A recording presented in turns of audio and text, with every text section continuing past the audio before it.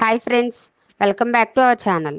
ఈ రోజుల్లో వాతావరణ కాలుష్యం కారణంగా కానీ ఇంకేమైనా కారణాల వలన అలాగే ముఖం మీద వచ్చే పింపుల్స్ వాటి తాలూకా మచ్చల కారణంగా ముఖం మీద మృత కణాలవని పేరుకుపోతున్నాయి.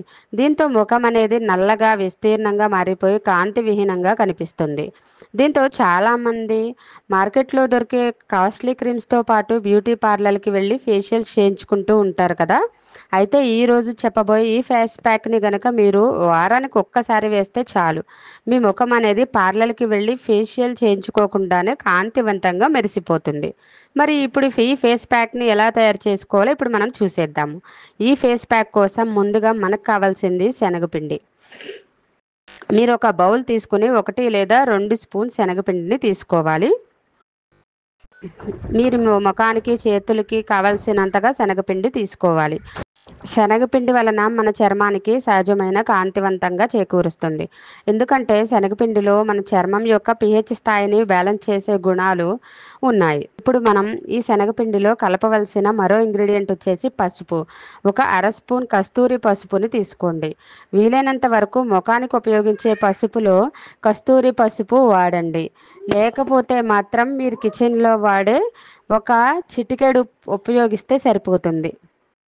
పసుపులో ఉండే యాంటీ ఆక్సిడెంట్స్, యాంటీ బ్యాక్టీరియల్ లక్షణాలన్నీ మొటిమలు కలగచేసే బ్యాక్టీరియాని నిర్మూలించడానికి హెల్ప్ చేస్తాయి. దీంతో ముఖం మీద ఉండే మొటిమలు కానీ మచ్చలు కానీ వాటి తాలూకా డిస్కవరేషన్స్ ఏర్పడతాయి కదా, అవి పోతాయి. ఇంకోటి ఏంటంటే బంగాళదుంప రసం. బంగాళదుంప పైన తొక్క తీసేసి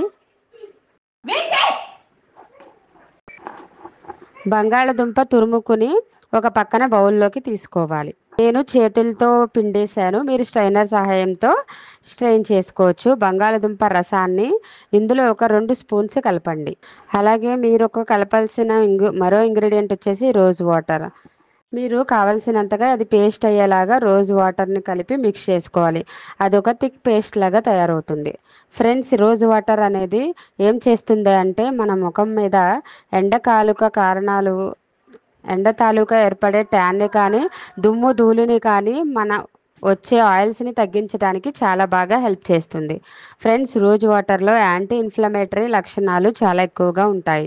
బంగాళదుంప రసంలో సహజంగా ఉండే బ్లీచింగ్ ఏజెంట్ మన స్కిన్పై గ్లోయింగ్గా మార్చడానికి బాగా హెల్ప్ చేస్తాయి. కాబట్టి ఇందులో యూజ్ చేసిన పదార్థాలన్నీ మన చర్మానికి బాగా హెల్ప్ చేస్తాయి. ఇప్పుడు మీరన్నిటినీ మిక్స్ చేసుకుని చూశారు కదా, మన ఫేస్ ప్యాక్ అనేది రెడీ అయిపోయింది. అయితే ఈ ఫేస్ ప్యాక్ని ఎలా ఉపయోగించాలి అంటే, మీరు మీ ముఖాన్ని శుభ్రంగా వాష్ చేసుకున్న తర్వాత ఈ ప్యాక్ని మీ చేత్తో కానీ బ్రష్ సహాయంతో కానీ మీ ముఖానికి కానీ చేతులకు కానీ మెడకు కానీ మొత్తం అప్లై చేసుకోండి. ఇలా అప్లై చేసుకున్న తర్వాత ఈ ప్యాక్ని కనీసం 10 నుంచి 15 నిమిషాల పాటు ఇలానే ఉంచేసుకోవాలి. అంతకు మించి ఎక్కువసేపు ఉంచుకోకూడదు. 30 నిమిషాల కన్నా ఎక్కువసేపు ఉంచుకోవాల్సిన అవసరం లేదు. ఆ తర్వాత దీన్ని చల్లని వాటర్తో శుభ్రం చేసుకుని ఒక మంచి ఫేస్ టవల్తో మీ చర్మాన్ని శుభ్రంగా తుడుచుకుంటే సరిపోతుంది. ఇలా గనక వారానికి ఒక్కసారి ఈ ఫేస్ ప్యాక్ని వేసుకుంటే మీ ముఖంపై ఉండే ముడతలు, మచ్చలు, మొటిమలు ఇవన్నీ తొలగిపోయి మీ ముఖం అనేది తాజాగా కాంతివంతంగా కనిపిస్తుంది. అలాగే మీ ముఖం పైన పేరుకు పైన మురికి మృత కణాలు తొలగిపోతాయి.